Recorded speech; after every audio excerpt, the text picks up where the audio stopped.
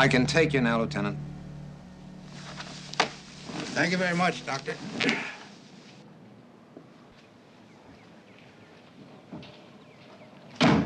Couch, Lieutenant. New patients generally decide the first time whether they want to lie there or sit here. Which do you prefer? Excuse me, sir? To discuss your problem. You said you wanted to see me. Oh, that'll be about my report, Dr. Hammer. It's nothing personal. My report on the drowning. Accidental drownings, they want a whole life history. Falling down the stairs, you wouldn't believe the reports they want for falling down the stairs. I guess it's for statistics. So, I think I'll take the chair. I see. Well, in that case, I've had a busy morning and rather a sleepless night thinking about Louise, so if you won't mind, I'm just going to stretch out here for a few minutes. Not at all, sir. Go right ahead. Oh, I'm going to miss her. I think I know exactly what you mean, sir. Well, thank you for being understanding, Lieutenant. Doctor, you said that Mrs. Barsini first came here because of her husband. Ex-husband. Was there anything else, sir? Well, I suppose with Louise gone, these things can be discussed. She complained of terrifying dreams, nightmares. I'm afraid I forget the details. Well, try to remember, sir. You know, sometimes it helps if you just say the first thing that pops into your head. Well, I remember I was having difficulty interpreting the dreams. I always felt Louise was repressing something. Holding back? Hiding behind a memory. That always made the analysis more difficult. Dreams are tough enough to deal with. It's like a riddle inside a code, inside a cipher. It's real detective work. Everything upside down and reversed. The nightmares, sir. Can you tell me more about the nightmares? Well, if you're interested, I suppose Louise could tell you herself. I encourage her to keep a tape machine next to the bed so that she could describe the dreams as soon as possible on waking up. See if I can dig up one or two of the tapes for you. There were 3 different recurring nightmares. Oddly enough, each one began with a knock on the door in the middle of the night. That place, that bar where she lived with Barsini. Something terrible must have happened there. Whatever it was, she couldn't talk about. Did you say a bar, sir? Yeah, but I don't remember the name of the place. Could that have been Vito's bar? Oh, that's right. Vito's bar. Doctor, you've done very well. A genuine Barsini. A masterpiece, Lieutenant. That's what a friend does. In the old days, when he was living here, he was unknown, a suffering artist. And that's when he was living with Louise. Now he comes back, and look what he does. I'm gonna show you. For me. Well, that certainly is a Barsini, sir.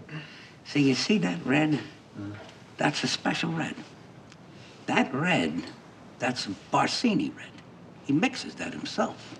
Himself. He grinds it up with some special ingredient. That's incredible. And he doesn't always use it. And never with nudes. Well, it's an idiosyncrasy. I read about that. A Barsini nude, no Barsini red. That's interesting. Idiosyncrasy.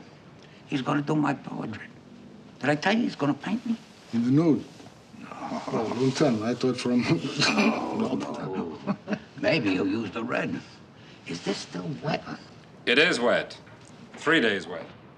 Hey, Max, look, your painting already brings in a customer.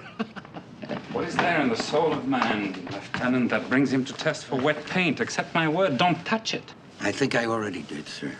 My sleeve. Hey, my painting. Bring my bag, Vito. I'll repair it in my studio. I'm sorry, sir. Don't say another word.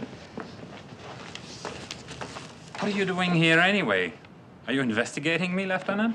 No, sir, no, nothing like that. A drowning accident, no witnesses.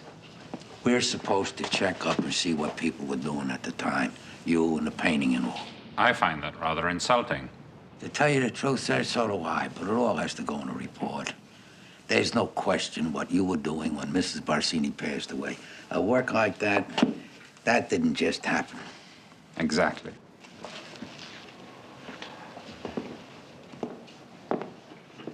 Oh, Mr. Barsini.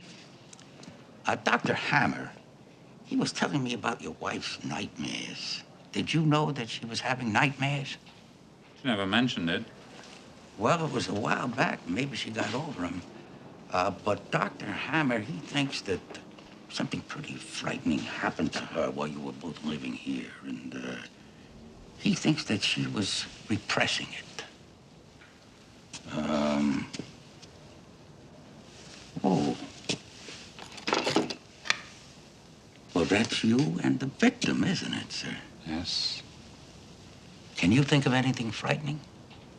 No, unless poverty can be regarded as frightening. Well, maybe you're so buried in the tapes, sir. You know, I mean, these things that she wouldn't talk about. Tapes? The dreams she put on tapes, the tapes that Dr. Hammer's getting for me. For your report. Yes, sir, if it concerns the victim's state of mind. Are you suggesting suicide? Can't rule anything out, sir. Just dig into whatever you have, even if it's just dreams. I see. I think it's time we got to work. I beg your pardon, sir? On your portrait. Shall we say our first sitting tomorrow? Oh, well, you can count on me for that, sir. The bag. There you are. Now you're complete, huh? He even looks like an artist. I just wish I could paint you, sir.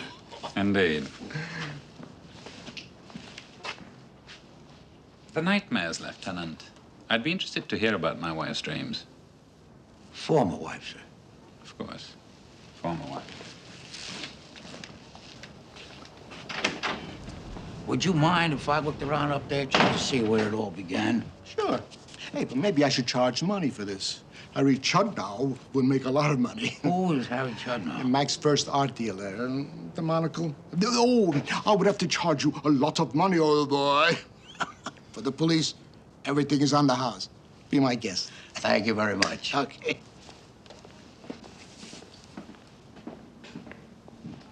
Just one more thing.